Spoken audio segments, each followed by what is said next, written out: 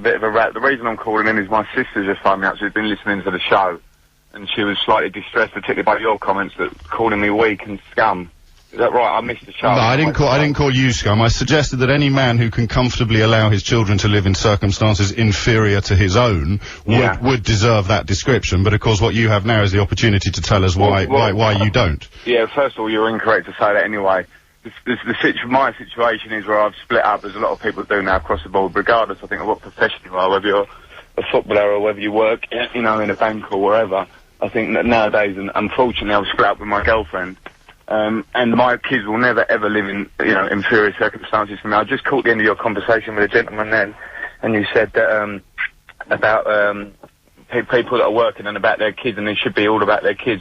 That's exactly how I live my life now. Everything I do in my career, in my football terms, before I had kids, it was all for myself, to get on myself, and since I've had kids, every penny I earn and every ounce and every yard I run on the football pitch is for my kids.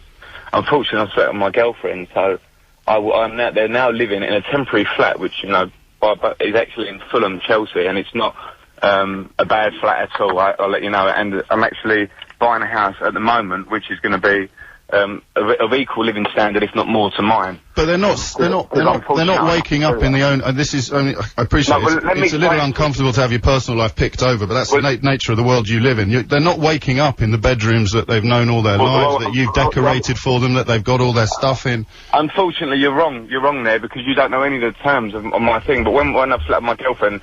Unfortunately, I've only got her side of the story, Frank, which is pretty damning, isn't it? Let me explain to you what happened, right? She was actually out in a club or a bar, and someone came up to her, approached her, didn't actually say that they was a journalist, and actually got her talking after she'd had a few drinks, right? And caught her at actually, as your sister will tell you, that's what I suggested at the very top of the programme. It probably happened. Fine. So my sister did suggest it, but the thing is that happened, right? And that's fair enough. Now we are splitting up. Unfortunately, when you split up, obviously you're not going to carry on living in the same place. That's a fact of life. Unfortunately, that means, and it hurts me every day when I wake up and my kids are not there. But when you split up, unfortunately, as anyone who splits up will tell you, you're not going to carry on living together. Luckily, I've got a relationship with my ex-girlfriend where we've decided that we're going to share custody, or whatever you might call it, of them. So for 3 nights a week, or half the nights of the week, and I'm away probably 2 or 3 nights of my football anyway, the kids wake up in my house. I look after my kids solely.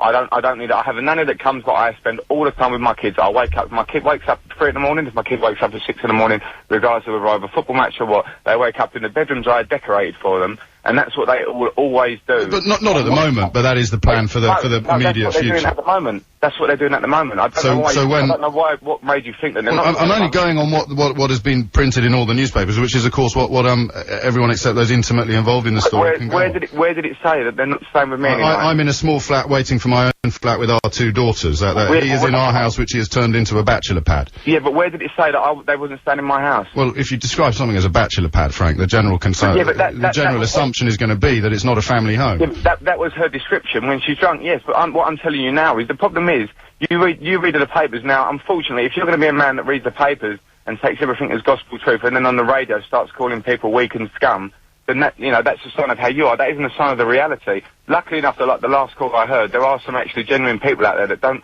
Well, that is the nature of what I do for a living. Yeah, my phone lines are wide open, and people can call me an idiot, people can call me whatever they want, and people like you can phone in and say why the newspapers have got it wrong. But you'll accept that the 60 million people in this country don't have the privilege of phoning up Frank Lampard for his side of the story. They're going to read what they see in the papers and draw their own conclusion. Yeah, but that doesn't make it right that they can draw the conclusion that you're drawing, which is a completely negative one on me. You're calling me weak and scum. I was asking questions to which you have now provided some answers, and for me, if you want to get it down to brass tacks, for me, if you've got little girls, and this is going to sound awful, but I have little girls of 3 and 1, I can't conceive of any circumstances in which I wouldn't fight tooth and flipping nail to hold my family together. Excuse me, what do you think I've been doing for the last 2 years? Let me tell you something now, right? My mother died a year ago today, right? Which has been a huge impact on my life, on my family's life, on my sister's life. And unfortunately, that's had a huge impact on my relationship at home.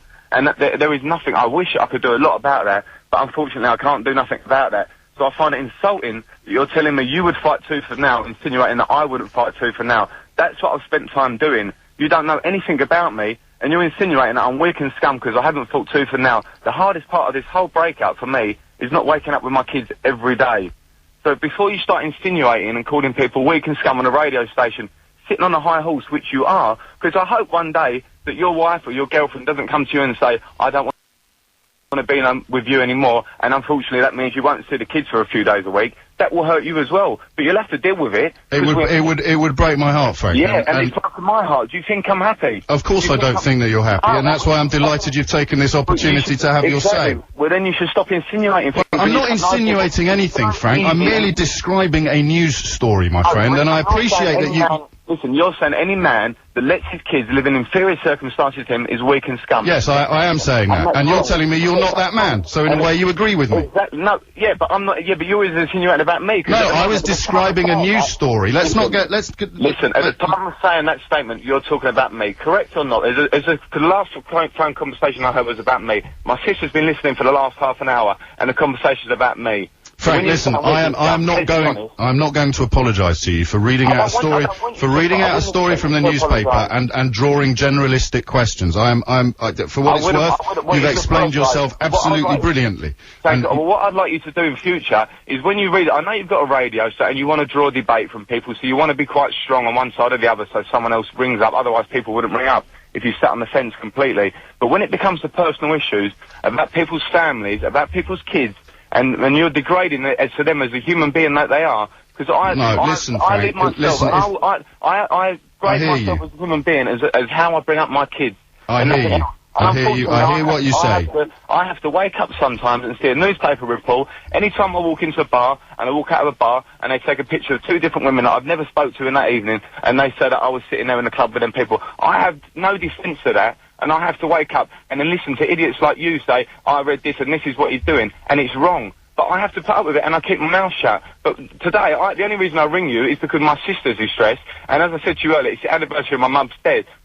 So do you think my sister needs to hear idiots like you saying it on a radio station? Of course I don't. I was completely unaware of your family anniversary. Sometimes you should think about things before you speak about them, because you're thinking about personal people now. Of course I am. About man to man. Forget the radio show, I'll speak to you man to man about that. I'd welcome that opportunity, Frank, and I will apologise to your family for drawing up difficult domestic situations on a day which was clearly of enormous emotional impact already. I'd offer that apology unreservedly, but you'll understand that I'm not likely to have an anniversary like that in my desktop diary. All I will say to you is this, okay, and you've made your case brilliantly, you've given me pause for thought, but you cannot expect verbatim first-hand quotes from the mother of your children when a man enjoys the level of publicity and profile that you enjoy to go unremarked by the general public. Now, you can call me an idiot if you want, you can call me whatever you please, that's your prerogative as a caller to this radio station. But to comment upon stories in the news is actually a very important and intrinsic part,